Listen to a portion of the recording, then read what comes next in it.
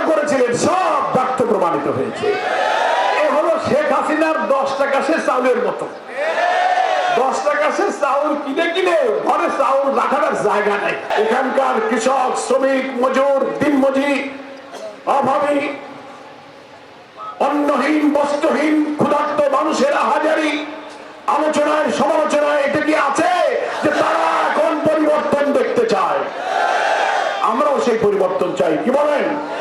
সেই পরিবর্তন মানে কি? পরিবর্তন মানে হলো স্বাধীনতার 54 বছর ধরে যারা দেশ শাসন করেছেন তাদেরকে লাল কার্ড দেখাতে হবে। যারা এই স্বাধীনতার পরে 54-55 বছর দেশ শাসন করেছে তোমরা আর নয়, তোমাদেরকে বাদ দিয়ে নতুন সমাজ, মানবিক সমাজ, নতুন শাসক যারা একটি নতুন বাংলাদেশ উপহার দেবে আমরা তাদেরকে ক্ষমতায় দেখতে চাই।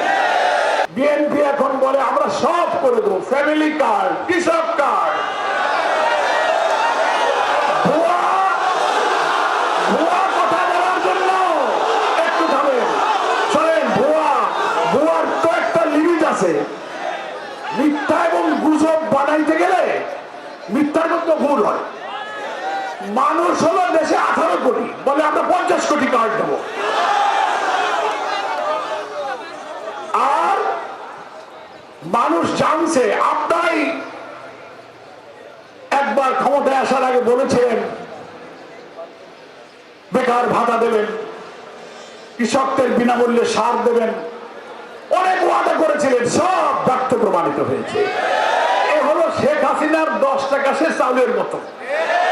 10 টাকা সে চাউল কিনে কিনে ঘরে চাউল রাখার জায়গা নেই। জামাত ইসলামীর নেতৃত্ব সংগঠনের মর্যাদা, ইমেজকে ক্ষতিগ্রস্ত করার জন্য ওনারা এখন সাইবার অ্যাটাক শুরু করেছে। প্রযুক্তি দিয়ে সাইবার অ্যাটাক করে আমাদের প্রিয় নেতা আমিরের জামাত যে কথা কোনদিন বলেননি, সারা জীবনের রাজনীতি, তার নেক মানুষের যে চরিত্র, যে কথা তখনও তিনি বলতে পারেন নাই, দেশের মানুষ যা জানে, সাইবার অ্যাটাক করে বঙ্গভবনের একজন প্রোগ্রামার, অ্যাসিস্ট্যান্ট প্রোগ্রামারকে দিয়ে ইন্ডিয়ান অরিজিনেটেড একটা ভাইরাস দিয়ে আমাদের আমিরের জামাতের টুইটার অ্যাকাউন্টকে হ্যাক করে মিথ্যা তথ্য দিয়ে সেই দিনেই ছাত্র দলকে ঢাকা বিশ্ববিদ্যালয়ের টিএসসিতে যখনই হ্যাক হয়েছে তখনই ছাত্রদল কর্মসূচি ঘোষণা করেছে। আমরা মনে করি বিএনপি বঙ্গভবন ইন্ডিয়ার সাথে প্যাকেজ প্রদান করে জামাত ইসলামের ইমেজ ধ্বংস করার সাইবার অ্যাটাক শুরু হয়েছে।